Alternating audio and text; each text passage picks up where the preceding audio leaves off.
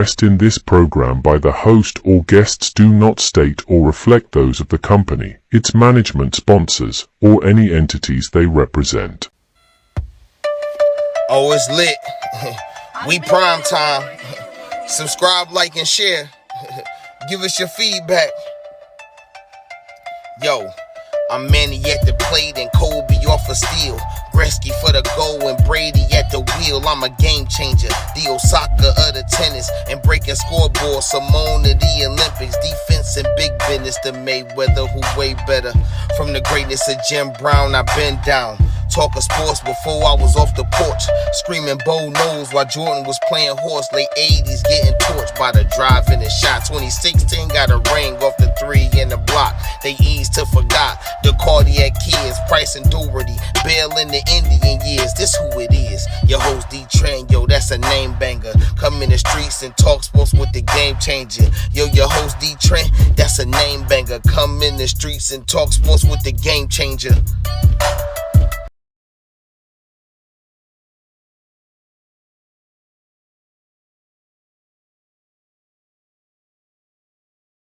DeeTrynt, Game Changer Sports Talk, InDaStreetzSportz. I appreciate you all and apologize for the delay. But I am DeeTrynt. This is Game Changer Sports Talk. We are streaming live on multiple media platforms: Facebook, Twitter, Twitch, YouTube. All right? Whichever one of those platforms you're on, it's probably going to be a link in the chat. You know what I'm saying? You can definitely get in the comment section, put up your thoughts and feedback on whatever you're hearing. We would love to hear from you. Definitely going to shout you out. We get to a point in the stream where you want to come up. You can definitely hit the link in that same little chat. You can come up, whether you want to be seen on camera or not. You can just have your voice on camera. We can just chat about, you know what I'm saying, today's topics, man. Also follow us on Instagram at InDaStreetzSportz or at DeeTrynt. If you missed the live recordings, you can always play it back on those platforms, but definitely catch us on Spotify, Google Podcasts, Radio Public, and various other streaming podcast streaming platforms. Just look for the InDaStreetzSportz channel, subscribe, like, share. Once you get to that, you can hit the See Game Changer Sports Talks with DeeTrynt. Hit that, do the same.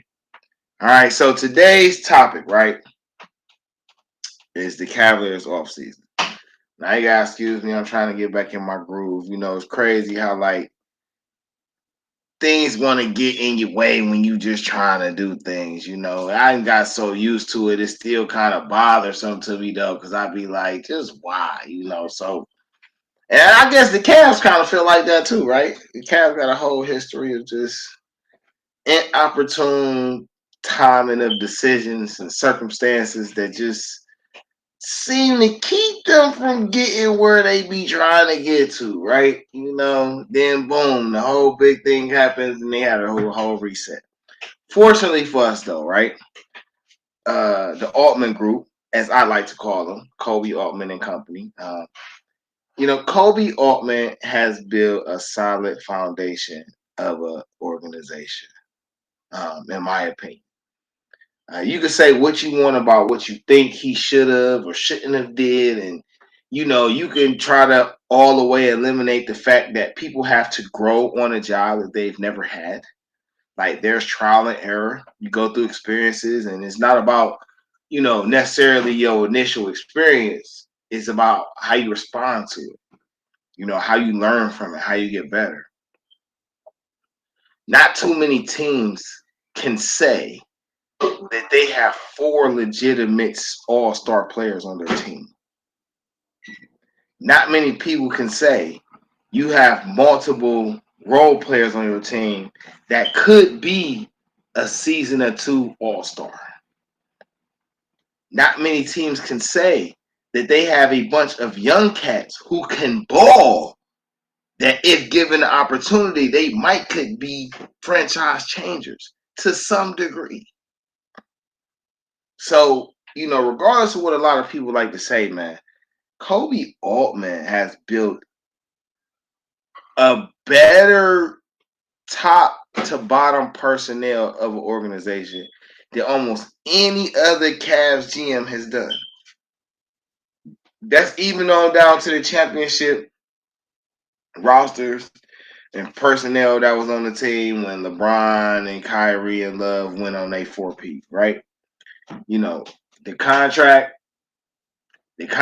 situation was bad then. You can't say that now, right? We look at the contract situations and we can say, for sure. We can say for the contract situations, right? We got two players that make $30+ million, right? That's Spider and DG, right? Spider make about 30. Hold on. Let me make sure I read this accurately. So DG has a $36 million cap hit. And Spider has a $34 million cap hit. All right. Then you got Jared Allen with a $20 million cap hit. Karis LeVert with a $16 million cap hit. Matt Strus with a $15 million cap hit. Evan Mobley rounds out the double-digit guys, and he's an $11 million cap hit. Now, where is this? Why is this important? Right? Because when it comes to building a roster, there has to be a level of hierarchy. And I like JB Bickerstaff. It's not that I had a problem with Bickerstaff. It's just my understanding is that there's a difference between being able to teach team basketball and then teaching winning basketball, right? And the Cavaliers is an organization, as a personnel group. The Cavaliers are at a point where they have to learn how to play winning basketball. The Cavs have to form a true long-term identity that is going to allow them to, build a longevity type of system, right? Build a system that can last long term. Excuse my French, or my stutterness, and that's ultimately the goal. Cleveland as an organization, even as a sports team, as a major sports entity, city, hasn't had a true identity. There's not this is a Cleveland type of playing style, and that is something that all the other teams that have long-term success through their organization, they have that. They have that. This is a Lakers style of basketball. This is a Boston style of basketball. This is a Piston style of basketball. This is even a Maverick style of basketball when they won, right? Cleveland well, technically that's LeBron. LeBron has a style of basketball, right? Kobe had a style. MJ had a style. Shaq had a style. But Cleveland doesn't have a signature style. And I think now they have,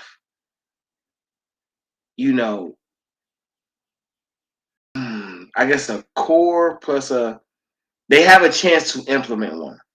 But even thinking about this, right? I think about the 1990, 92, 93 Cavs, right? Or that 89 through 92 Cavs, right?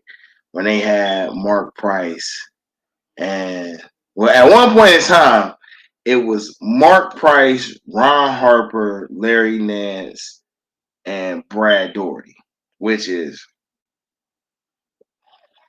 an outstanding core. But then, they had Craig Elo and Steve Kerr, but they had Terrell Brandon. And ultimately, having two big guys and two small guards was ultimately kind of an identity for Cleveland, if any such existed. Remember the time we had World Be Free, and you had Austin Carr, and guys. So, if that is, and this is any resemblance of that, then, you have something, right? Excuse my choppiness, but you have something, right? You have You have two big men down there who can really dominate any and every game, long as they're used properly. You have two guards who can dominate the game from different aspects of the guard position if used properly. All you really missing is a point forward. There's a lot of people who don't necessarily like the point forward skill set. Right? Either a point guard or you're a forward, because the small forward usually has an all-around game anyway, right? But if a point forward was ever necessary, this is the time. If it was ever necessary for a Ben Simmons type of player, 6'8" to 6'10", 6'11", can handle the rock, can facilitate, just needs to be able to come down and have some scorers around him, this is the time. This is the time. All right? When it comes down to this core four, right? And the Cavaliers, Kobe Altman, the Altman Group's leader, Kobe Altman, has already stated that his new coaching hire had to have the core four intact when he talked about being here long term and building on what Cleveland has. I respect that out of Kobe Altman, because you know what it took for him to get to this core four. So why would you change it up when you ain't even had a chance to see how far it could flourish? And as of right now, you've done a great job. When you got to good pieces, the Cavaliers got better. And they've won 50 games consecutive seasons. So listen. So Kobe, ain't nothing wrong with what Kobe's doing. There's nothing wrong with it. So I understand his vision of, you got to complete my dream. You know what I'm saying? You can't come in and try to change my shit. This is my group. So you got to complete my dream. So they picked Kenny Atkinson as the new hire, right? Kenny Atkinson is the new coach to run it, taking over for JB Bickerstaff. Now, again, I like JB. JB came into a situation that had nothing. They didn't have a star player. They didn't have no type of identity whatsoever.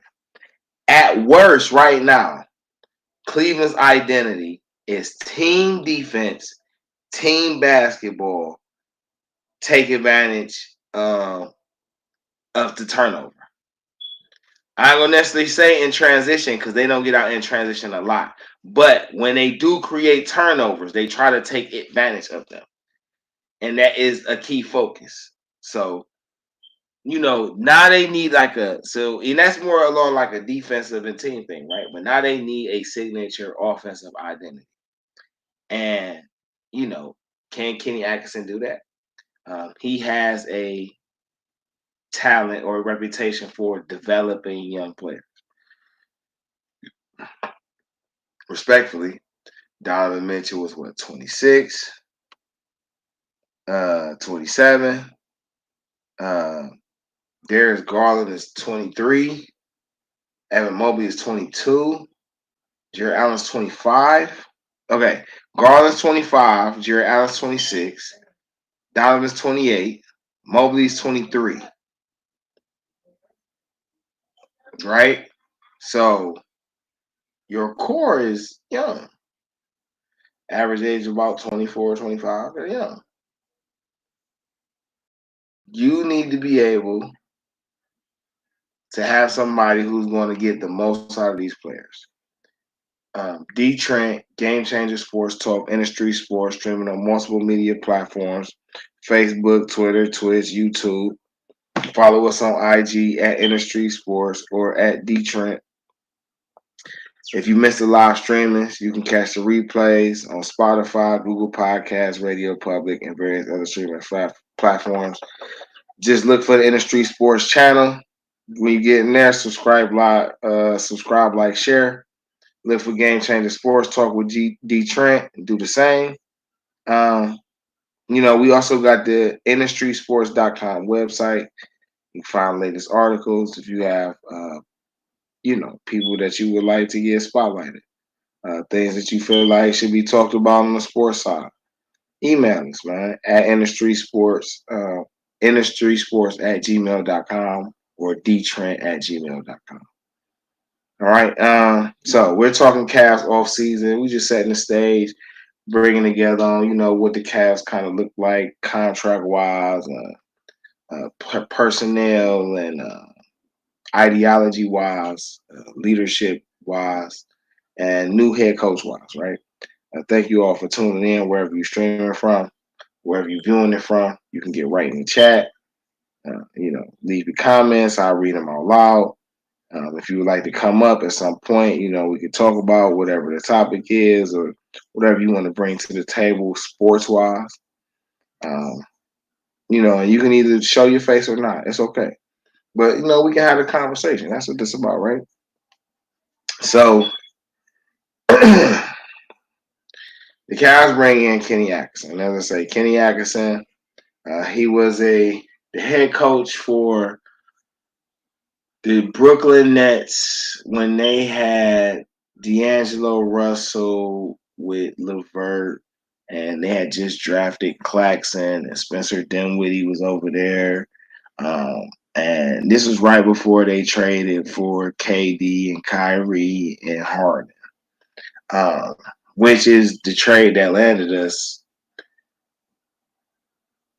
a draft pick plus Jared Allen, and then allowed us to open the gateway to make the move for Karis LeVert later on with Ricky Rubio in there. But so he is known for developing players. He does run a pick and roll type of thing, but he's also known for developing big men. And Kobe Altman has came out and said that he is putting the emphasis on developing Evan Mobley. And I agree, because I like Spider Mitchell a lot. But Spider Mitchell will not be the number one option on a championship team. However, though, as a number two option, I don't think you can do too much better. Donovan is a stud. Spider is respected, and it is legitimately earned. That man does amazing things, and I'm glad that he's on the Cavaliers. Make no mistake about it. But as far as how the core of basketball works, Evan Mobley has to be the number one option. And Evan Mobley has the skill set to be the number one option, because ideally you want to score, right? You have to score to win. And the easiest shots to get are the one behind around the basket. And when an opposing defense has to focus on stopping your best player from being around the basket, now your guard play is that much more effective. Now your tendency to get open shots is that much more effective. And this is one of the reasons why they say Shaq was one of the most dominant big men in the league. Because as long as he's on the floor, your shooters are open. Because for one, nobody is checking Shaq one-on-one. So if you kick it down to Shaq and he get it, you have to double him, or you have to triple him, or you have to allow your one-on-one guy to get embarrassed. If not, when you do double down, Shaq can pass. So he kicking it to Kobe, who gonna shoot, pass, dribble. He was kicking it to Eddie Jones. He was kicking it to Van Axel. At one point, he was kicking it to Penny. You know what I'm saying? Like at night, he kicking it to Robert Horry, who gonna shoot the lights out. He's kicking it to guys, and those guys are open. So the Cavs have an Evan Mobley who has a back to the basket game, who has a footwork game, who can finish with either hand, who can catch it on the face up and make a move off the dribble and score, who can create for others off the dribble or off the pivot or off the post.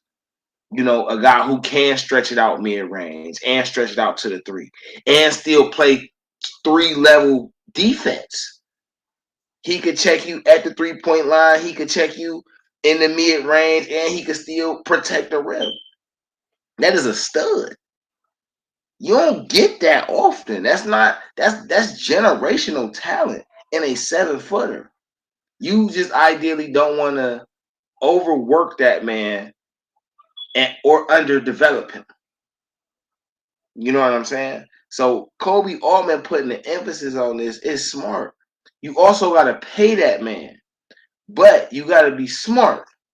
You got to pay that man enough to where when he go for his next contract is the biggest contract he's seen, and he's developed.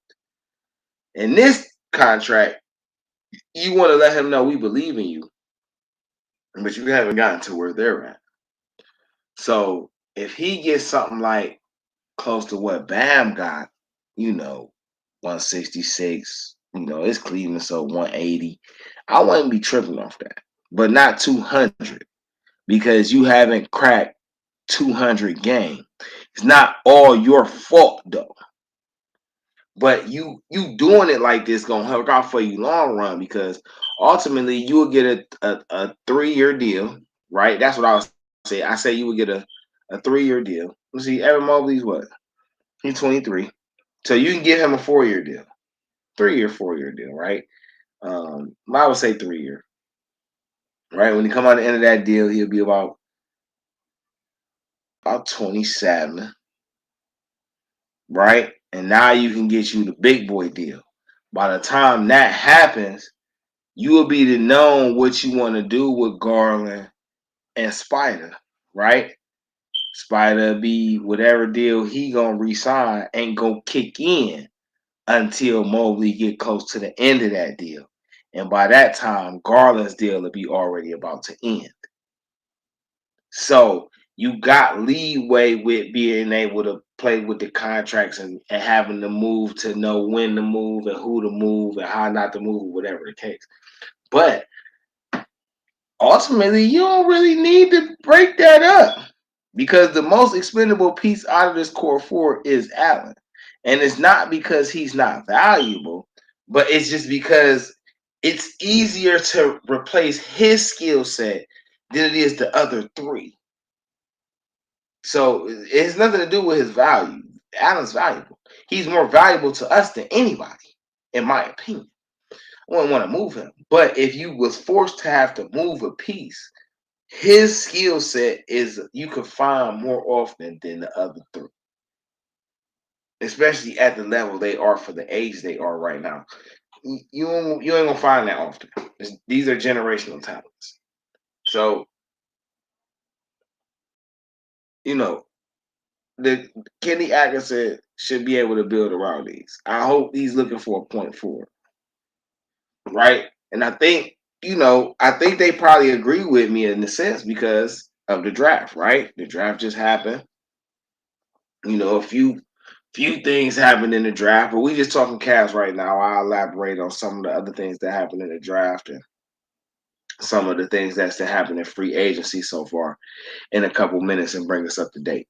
But just right now, I just want to keep setting the stage for the Cavs, right? So now we with Kenny Atkinson. All right. And he was over with Brooklyn before they let him go and brought in Nash. I thought that was wrong. But he still was able to go over and play and coach behind Steve Kerr with the Golden State Warriors. He's been a few places. And I like Kenny Atkinson as a coach. I haven't found any reason to dislike him. I thought he's done very well wherever he's went and had an impact because his name comes up. Players, personnel, his head coaches, his name comes up. So he's doing something right over there. And him being with the Cavs, look, he know how to play with high pace. He understands how to play with 2 guards. How valuable a skilled big man is. Hold on.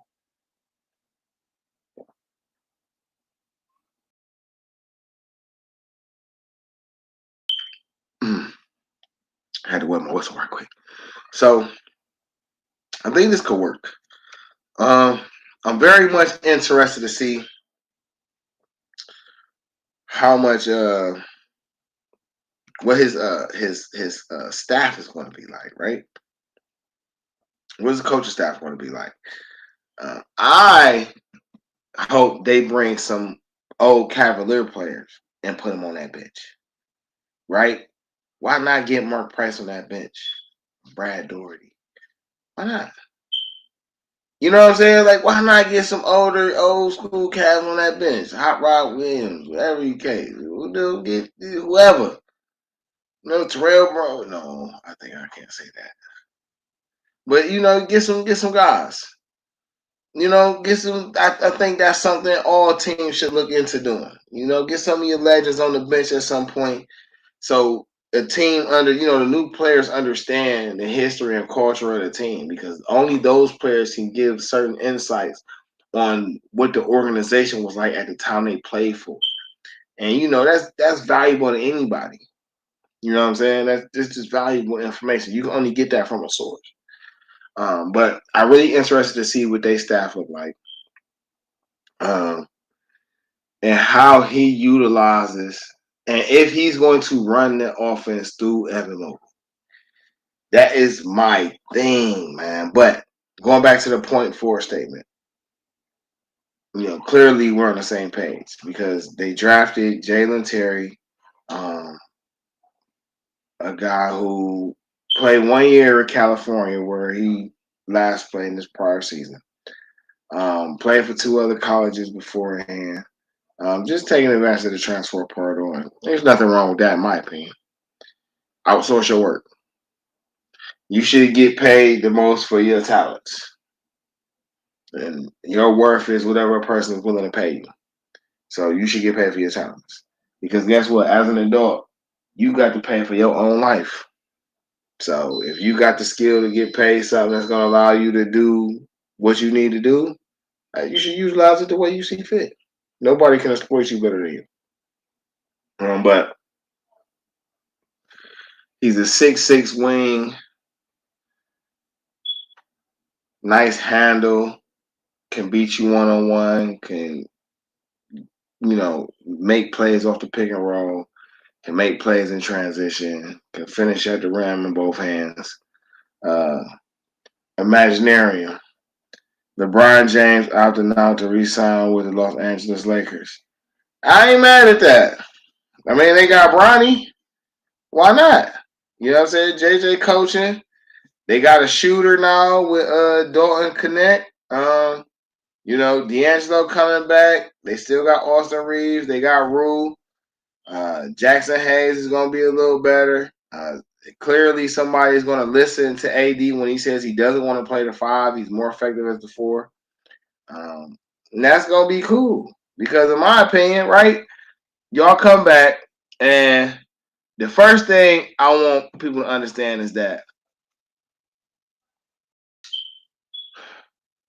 D'Angelo Russell was not a point guard. Okay? Yes, he can play point guard. He is most effective as a 2 guard. Anthony Davis is most effective as a power forward. You put Brown in the middle at the 3. You get you a 5 that's going to rebound, like when they had Dwight Howard and it worked for them. You get you a point guard. You got Gabe Vincent down there, right? And then you just drafted Bronny. What y'all don't understand is that Bronny is a point guard. LeBron James Jr. is a point guard. He has all the IQ of a point guard. He has the build of a point guard. He can play defense. He's uber athletic. LeBron ain't stupid. I need a point guard I can trust. Somebody I can let run. I want to make sure my son said he can get his development right. Perfect. Right? Imaginarium said D'Lo said he coming back. No, that's cool. D'Lo sure he could come back. But D'Lo can now play the 2. D'Lo is a shooting guard. He's not a point guard. D'Lo is a shooting guard. All right. DeeTrynt, Game Changer Sports Talk, InDaStreetzSportz, streaming on multiple media platforms: Facebook, Twitter, Twitch, YouTube. Wherever you're viewing it from, you can get in the chat. You can type in. I'll read it, comments out loud. All right. And there's also a link in there at some point you want to come up. When we open that up, you can come in. You can either be in the camera or not. We can chop it up about the various topics and get some of your feedback, right? But if you're not following us on there, you can definitely follow us on Instagram at DeeTrynt or at InDaStreetzSportz. If you missed the live recordings, you can definitely catch them on whichever social site you're viewing it from now. But you also catch it on Spotify, Google Podcasts, Radio Public, and various other streaming platforms. Just look for the InDaStreetzSportz channel, like, subscribe, share. When you get in there, you will find Game Changer Sports Talk with yours truly. Make sure you do the same. If you have any sport topics, people, places you would like to get highlighted, send us the information. All right. You can go to the website, InDaStreetzSportz.com. Hit us up on there. You can hit us up in the Gmail at InDaStreetzSportz@gmail.com or at DeeTrynt@gmail.com. All right. We're talking Cavs off season. What's going on? I was just answering a question about from Imaginarium in the comments, and I appreciate Imaginarium for being there and chopping it up with me about LeBron James and the Lakers. Right? We know in the draft they took Dalton Connect from Tennessee, their leading scorer, arguably one of the best shooters in the draft. They took him at 17. Then at 55, they took LeBron James Jr. And LeBron James and Bronny are now on the same team. Imaginarium just said something about D'Angelo Russell coming back. I have no problem with that. I think D'Angelo Russell is a shooting guard. They need to keep a solid two. They just need a point guard. And this is where Bronny going to be able to get off. Because a lot of those cats not going to be able to play the defense the way Bronny can play defense. And then guess what? Bronny going to get to play free. Guess what? He don't got to worry about none of that. Nigga, I'm already paying my dad to go. First off, my dad to go. Let's start there. A lot of y'all can't say that about your dad and nothing. See, some of us could say, hey, my dad fire at this aspect right here. And ain't a lot of people who can fuck with him in this aspect. A lot of y'all can't say that. So y'all mad at LeBron James Jr. It ain't his fault. He don't get to choose his parents. He do get to embrace whatever fortunateness he's blessed with. Unfortunately for him, his dad the GOAT. And he's still playing. And his dad the GOAT in one of the biggest markets in sports.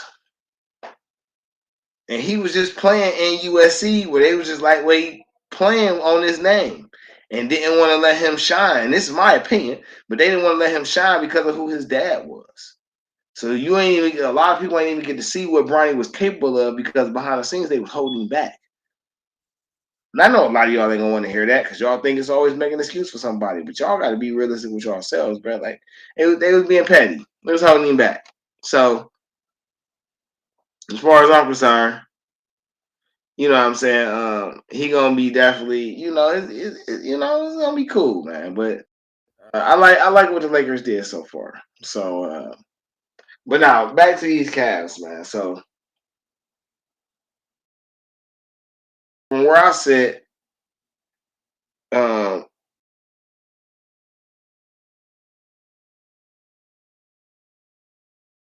from what I feel like where the Cavs are.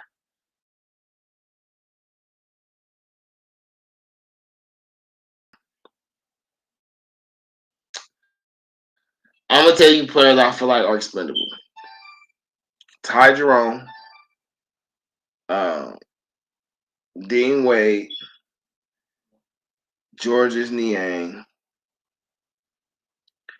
and it depends on how Kenny Atkinson looks at this. If it's me, my sole goal is to find a big that I can rotate with to bring in Strus LeVert, and this big as my core three coming off the bench. I don't think $16 million a year is starter money. I just don't. And it's too much money to be a role player. But when you are one of the, that when you're the 6th, 7th, 8th man off the bench, you're kind of a starter. A lot of people don't understand that because you come off the bench to take advantage of teams in a way that the starters cannot or have not. Imaginarium, did you talk about available free agents and players at Cavs yet? I haven't gotten there yet. I haven't done a lot of Cavs segments, so I was just setting the stage. People gonna have questions. What you think about where the Cavs at right now? Who they coach? What you think about their coach? Where you think they players at? So I was just setting that stage to get to that, right? I've already covered who the coach is, a little bit of his background and the core four and where they at with the money. I've done that. So when I get to that, it's a little easier to digest and talk about. You know what I'm saying? So when you are in that 6th, 7th, 8th man role, your impact on the team means something. So if you making anywhere from 12 to $19 million a year, that don't bother me. Your impact does, but Strus and LeVert impact the game at a high level. They just need a big man to rotate in with. So if I'm Kobe Altman and you're looking at the team the way I'm looking at it, and you're saying, okay, I know for a fact on my starting lineup, I can use a point forward. Right? Off top.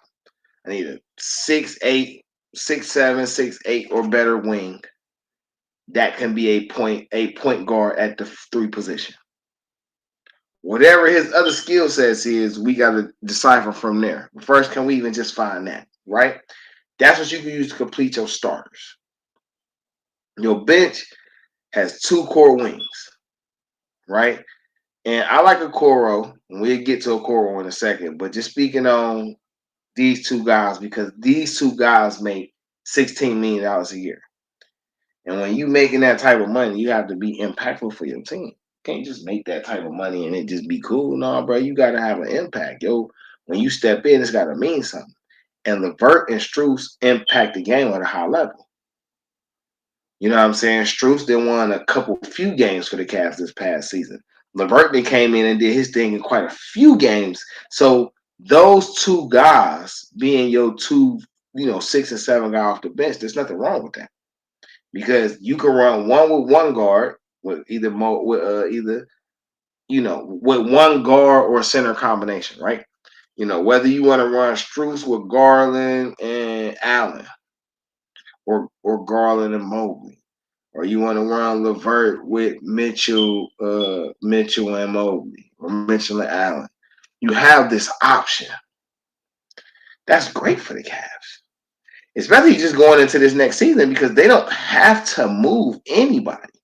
But if I'm gonna move somebody on the mindset that I'm looking at Dean Wade, who make about $6 million, Ty Jerome, I don't even know if his contract's so if he's still right here, who make $2 million, Niang, who make $8.5 million, right? Those are the guys I'm looking at that I can move. Right? Before I even got to think about touching my core 4 or Strus and LeVert. LeVert on an expiring contract, so you use that just in case you can get that's just in case.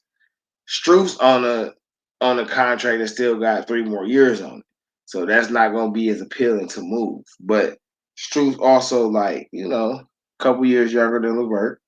You know what I'm saying? And he still brings a needed skill set.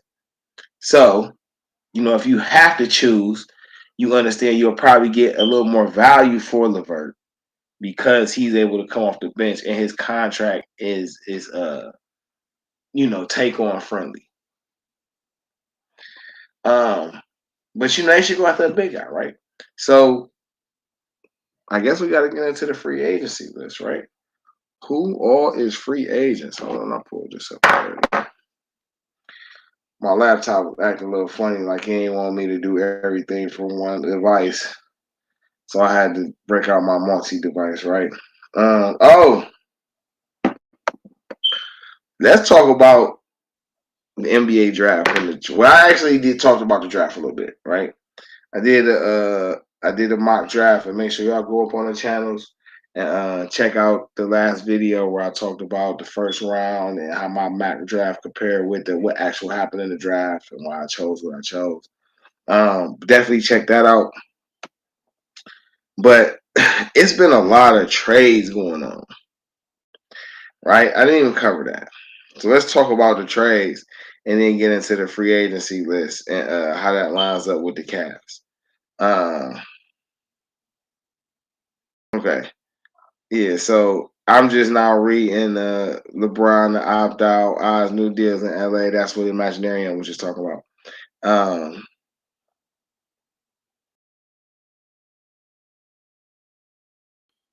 Let's go to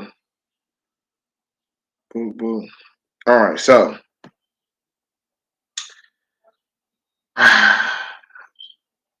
what the Cavs will do a free agency and the available players.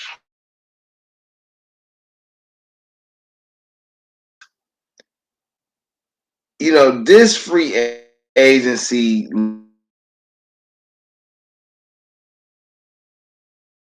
people would try to make it out to be. You got a lot of popular names on here that was getting me Can you hear me, bro? Um, yeah, can you hear me? Yeah, you cut off after you said this free agency. Oh, I think I paused on purpose though. Can y'all hear me now? Oh yeah, I hear you. I didn't know if it cut off or what. But after you said this You free hear me? agency, I hear you. Yeah, I hear you. We But good? after you Okay, said, bet. Yeah. So yeah, we on. Okay, so you got a lot of guys that could become. You got like a lot of. You got a lot of restricted free agent guys.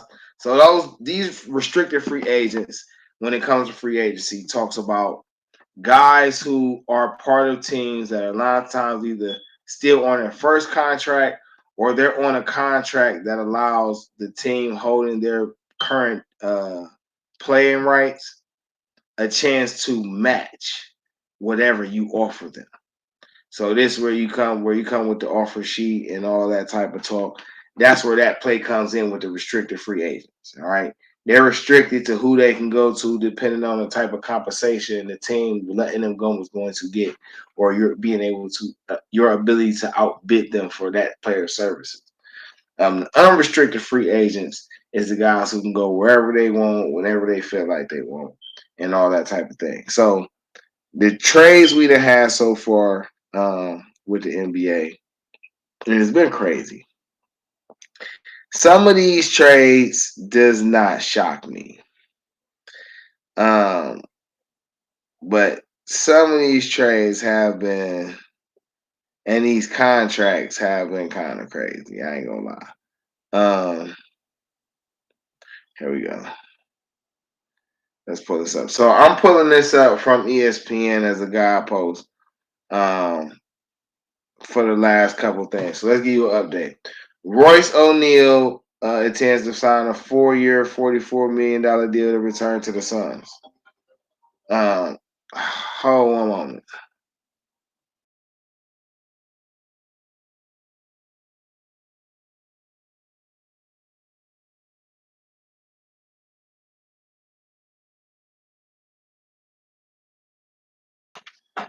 All right, so Royce O'Neal returning to the Suns on a 4-year, $44 million deal, getting $11 million a year. Shout out to Royce for still getting his money. Hawks saying that Sadiq Bey will not deliver a qualifying offer. Okay, the Hawks will not sign him to a qualifying offer, which will probably make Sadiq Bey an unrestricted free agent going into the offseason. Hold on one moment, y'all.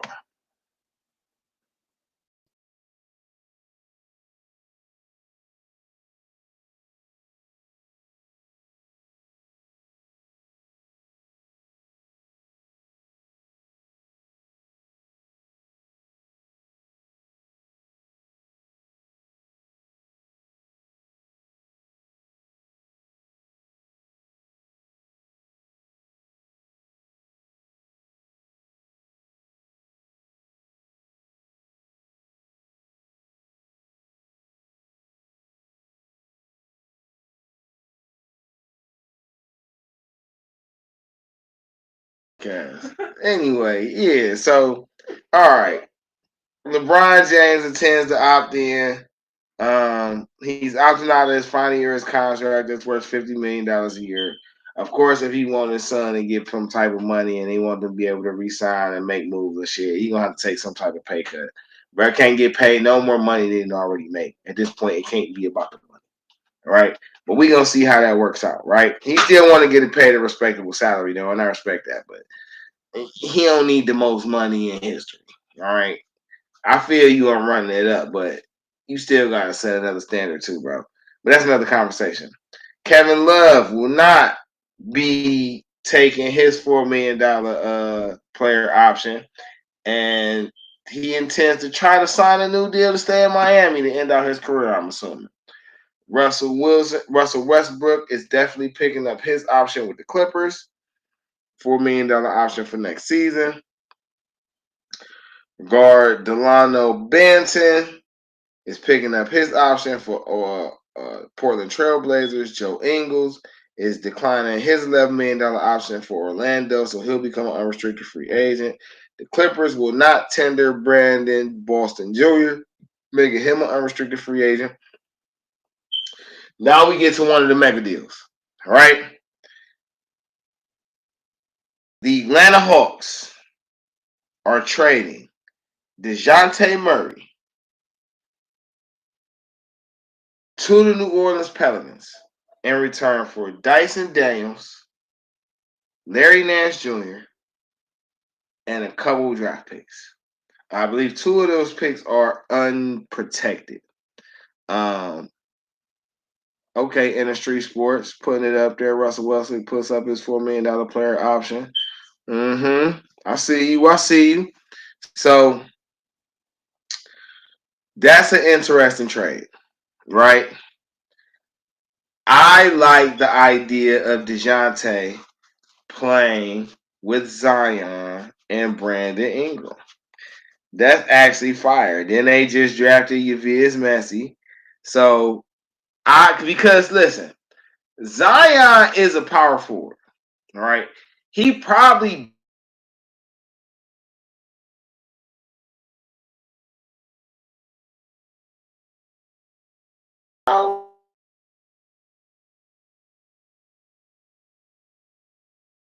Ingram at the 3.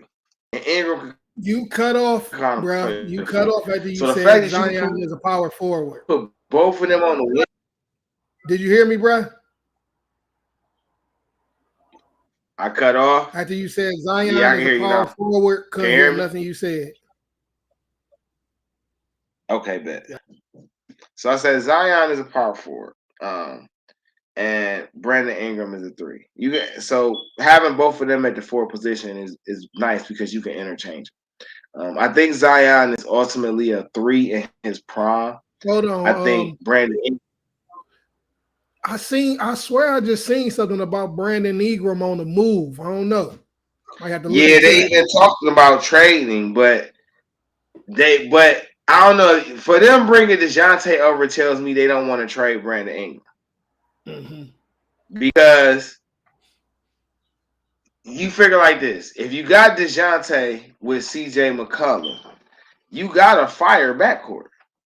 If you got Brandon Ingram and Zion, now you really, because guess what? Now you got 4 guys who can handle the rock at any given point. All you need is a center who gonna block and rebound. And they just drafted that little young cat who could really start right now. You know what I'm saying? Plus you got, that's fire. I like the move. Brandon Ingram makes, to me, I just feel like them training for DeJounte Murray and doing that without giving up Brandon Ingram told me that they wanted to re-sign Brandon Ingram.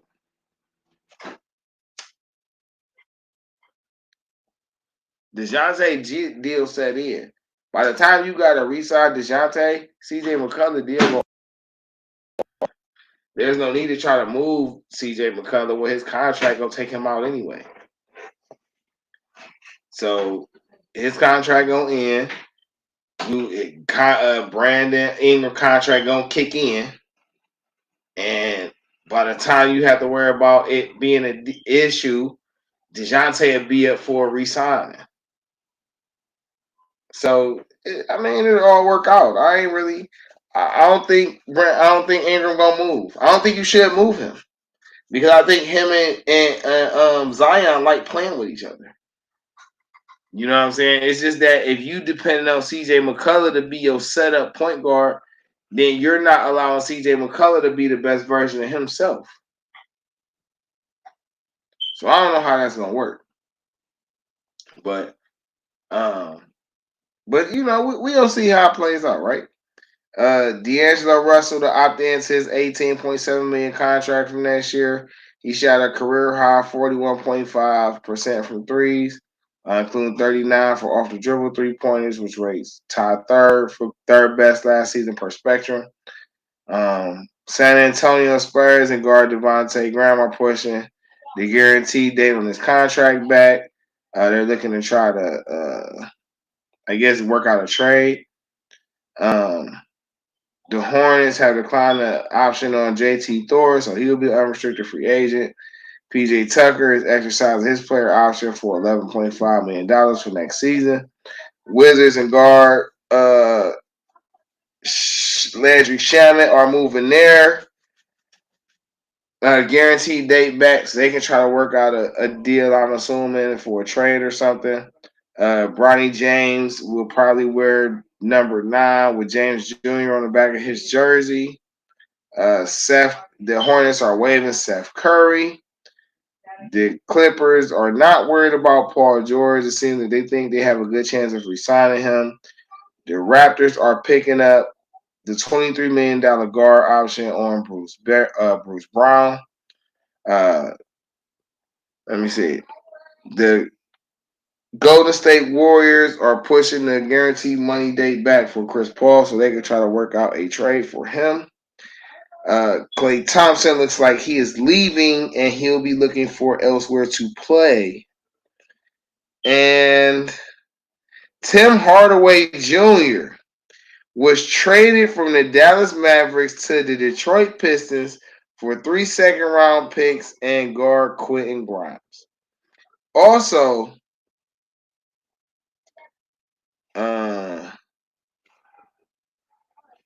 it says the Mavericks move a significant portion of their $12.9 non-taxpayer mid-level exception to free agent Derrick Jones Jr.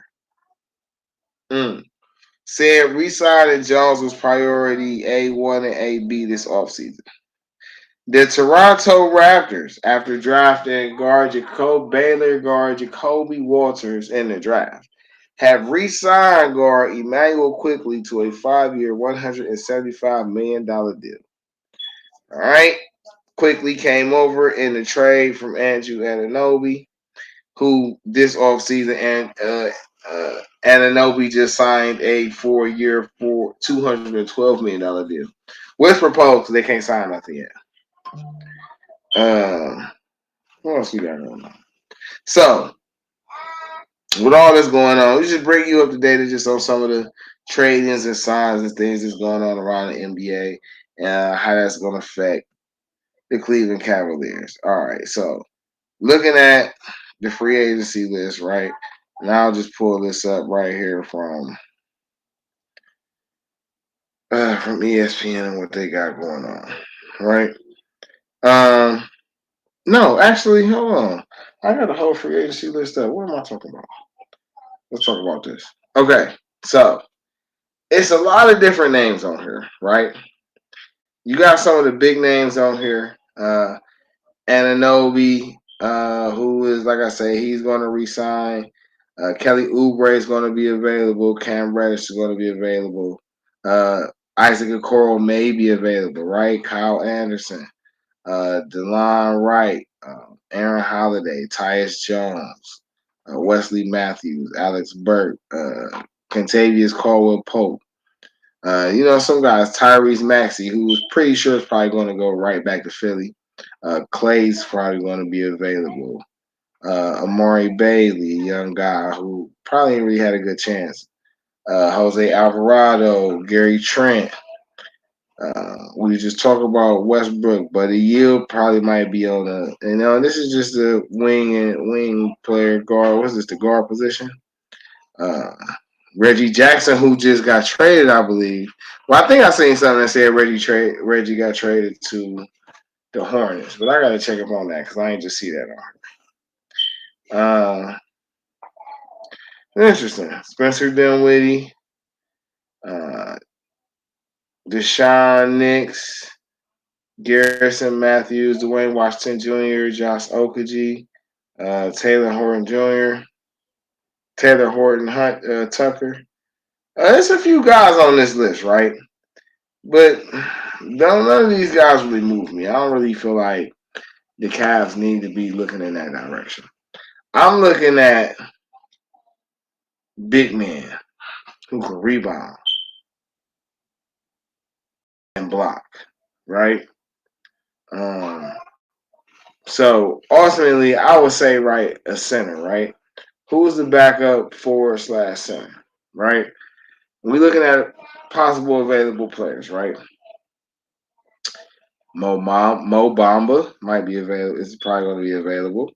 Andre Drummond, Moses Brown, Jericho Sims. I believe Nick Claxton just signed a 4-year, $100 million deal to stay in New Jersey. So I don't know about that. Damian Johnson come back. Alex Lynn. Jonas Valanciunas might be available. DeAndre Jordan still playing. Olivier Sarr. Oh, that's who his brother is. Okay. I didn't even know he was in the league. Let me see. Boban might be available. James Wiseman might be available. Bo might be available. Isaiah Hartenstein. I think he going back to New York though. JaVale McGee, Thomas Bryant. They could bring back Tristan. Jalen Smith could be available. Morris Wagner may be available. Harry Giles, Mason Plumlee. Dario Saric is probably a name some people probably want to try to float around. Let's go to the fours, right? You got, Jackson Hayes may be available, right? Tobias Harris is available. Okay, on the score position, Obi Toppin. Pascal is going back to Indiana. Pete Nance. Okay, so this is the players who's restricted and unrestricted. It just depends on. Okay, so all right, let's get specific with these Cavs, right? DeeTrynt, Game Changer Sports Talk, Industry Sports, streaming on multiple media platforms: Facebook, Twitter, Twitch, YouTube. Follow us on IG at Industry Sports or at DeeTrynt. If you missed a live recordings, please follow us on Spotify, Google Podcasts, Radio Public, and various other streaming platforms. Just look for the Industry Sports channel. Subscribe, like, share, follow. When you get in there, you'll find Game Changer Sports Talk with yours truly, DeeTrynt. Make sure you do the same. Right now, we just going over Cavs offseason. I'm at the point where, we start throwing out some real suggestions about certain players that could come with the Cavs, might be available, might fit the system, things like that. In the process, might sprinkle in a little chatter about, certain teams and what they got going on and whatnot. But it's probably after this segment, most likely we'll be bringing it to a close anyway. So we just gonna hit on a couple of this, and I appreciate everybody who was in and came in and vibed with me and all that, right? So looking at this free agency list, right? As far as the Cavs' own free agent, right now, which is Isaac Okoro, right? I want them to bring Okoro back. In my opinion, if it's me, I like LeVert more than I like Strus. That's just personally. But I understand that it's probably better to move LeVert than it is to move Strus. But if I could get a big man without moving him, then I would. I like Okoro a lot. And I really think he could be the type of three that the Cavs need. But I just don't feel like he's been allowed to develop. People, you can say what y'all want, but I feel like Okoro could be the point forward that we looking for. I like Jalen Terry, and I could see both of them playing the 2 and 3 alongside each other and being formidable. Uh, whether that's off the bench or coming from behind each other or however that works. But as far as this big man go, right? I'm like, I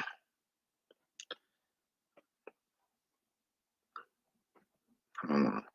So they brought in DJ Burns, right? So hold on, wait. I gotta stay with the Cavs have on their own roster, all right? Because I started off this pod and I was saying about how you gotta put some respect on Kobe's name for the stuff that he's brought over here, right? And we still have guys like overseas and shit. We still got different guys that haven't had a chance to really play, right? So you got Amani Bates, you got Pete Nance, right? You got Isaiah Mobley, you got Damian Jones. In my opinion, between Damian Jones and Pete Nance and Isaiah Mobley, I think the only thing you really have to do is just add a veteran big, right? And just allow those guys to mature. You got to be cap friendly anyway. You know what I'm saying? Why overpay somebody something else when you got shit on your roster that you already been developing that you could just put some faith in right now? Especially if you feel like you got a coach that's going to make sure these guys develop. Man, nothing can develop you more than playing time. I don't know if they ever told you. But no experience beats actual playing. Ever. So, I believe David Jones is a free agent. But you bring him back, you sign on Amani and Pete Nance and Isaiah Mobley to real contracts like you did with Porter Jr. And you find you a veteran big. A veteran big, right? Which one of these veteran bigs? I'm very much open. First off, this big got to be like 6'10", 6'11", right? I would go after Mo Bamba, a guy who hasn't had a chance to really be a solid part of a rotation. A guy who has skills and is a good rim defender and can run and run. And I could see Mo Bamba with LeVert and Strus running, right? Because you just get that one piece, and that's kind of great because you got some young pieces down there, and that's somebody who's hungry. If you had to bring back an Andre Drummond, I wouldn't be opposed to Andre Drummond because Andre Drummond gonna get on the rebounds, and that's our next big got to be high on is getting on them boards. He has to be a better rebounder than the other two bigs. You know what I'm saying? Because possessions matter. So you got who else down there? Class Nicholas. I don't know. I mean, I wouldn't be opposed to bringing Moses Brown back. Like I say, I like Damon Jones. I don't think Damon Jones got a chance to fully show what he can do. So if I had to have him, I'd be cool with that. I wouldn't bring in Jonas Valanciunas because he's probably not going to come off the bench. I don't think he's going to feel like he should come off the bench for Jared Allen. So I wouldn't even want to have to deal with that problem. If I could get James Wiseman, I would, even though I don't think they're going to Detroit's going to allow him to walk. They're going to try to find a way to get him. But if I could get James Wiseman, I would definitely go for James Wiseman. Why not? Bobo. If Bobo's not going to re-sign with Phoenix, I would give him a chance to fill that slot. Jalen Smith is not necessarily big enough, but that's a guy I probably would be open to letting to try to fill that role. I would not go after Morris Wagner because he's not defensive oriented enough. I would be open to bringing back Harry Giles and letting him doing it as long as his rebounding tenacity is up. I wouldn't go after Mason Plumlee. I feel like he's a little too older. Dario Saric, I will pass on him. Mike Muscala, I would probably pass on him as well. I don't feel like he rebounds well enough. If I couldn't get none of these guys, I would definitely consider bringing back Tristan Thompson for another season. Yeah, so as far as the big man that's available, as far as from the center position, you got the Bizdaz, Goga, Bitazde, or how does that go? I think he could. I think he could grow up into something. He probably somebody I'd be open to giving a chance to fill that position I'm talking about. And it's slim pickings right now. So, and this is another reason why I'm like, the Cavs got shit on their roster. It ain't really like mind blowing names out there unless, you talking about they gonna go get DeMarcus Cousins and bring him back out of retirement. They gonna get a Dwight Howard and bring him back out of retirement. I don't really see the Cavs using that as an option. So outside of that, you got stuff on your roster that you can use. Pete Nance can grow into something. Isaiah Mobley's been here. Damon Jones has been here a couple seasons now. Let them use that. They just got DJ Burns from NC State. They signed him to the undrafted deal, right?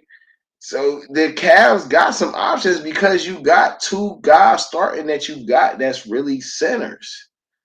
And you could really interchange them at the center position in periods of the game or stretches at a time during the season. So ideally, you want to have some young guys that you can develop under them that they can play with so they can develop some chemistry. You know what I'm saying? Pete Nance 6'11", Isaiah Mobley already 6'8" plus.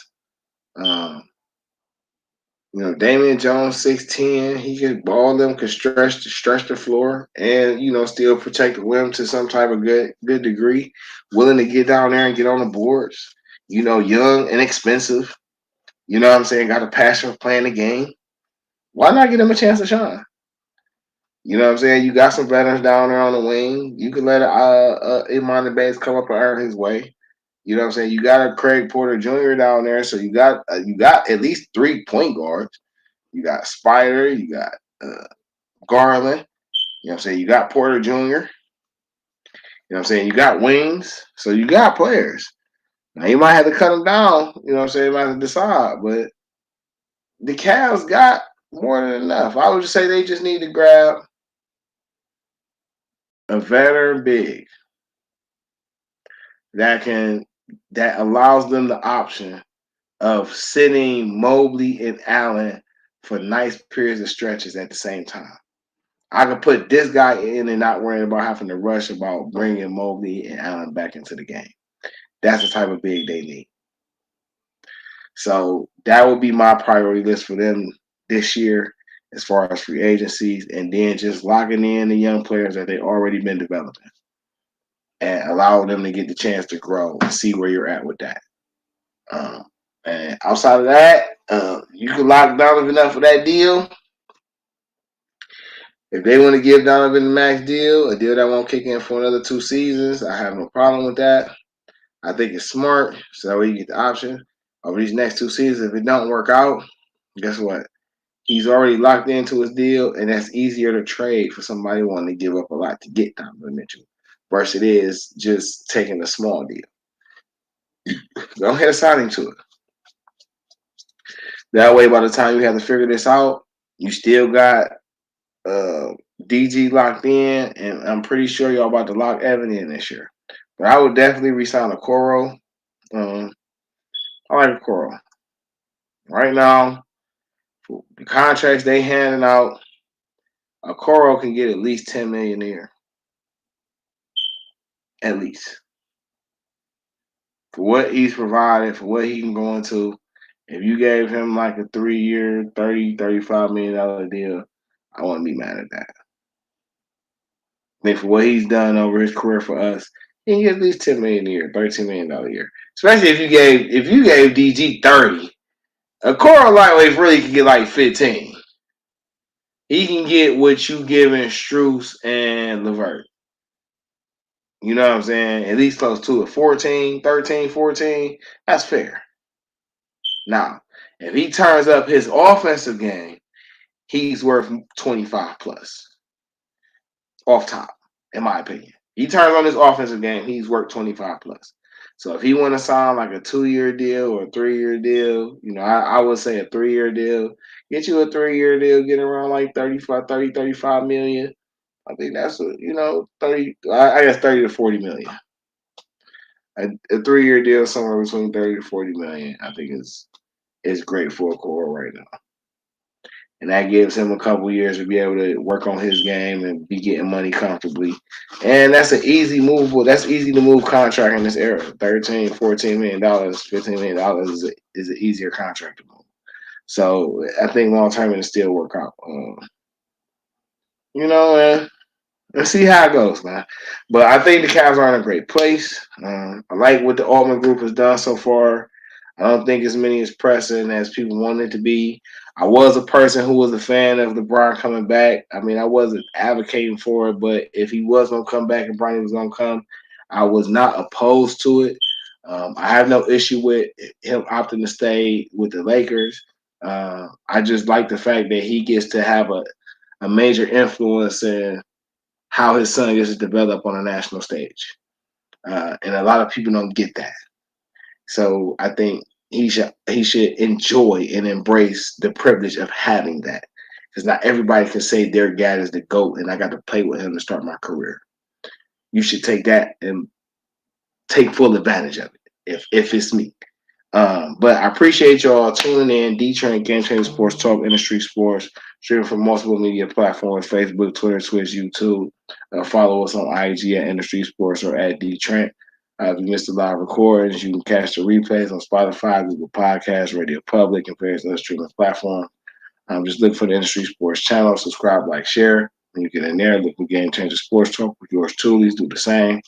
And make sure y'all hit us up, man. Thank you for tuning in, your feedback. Have a great one. Catch y'all later.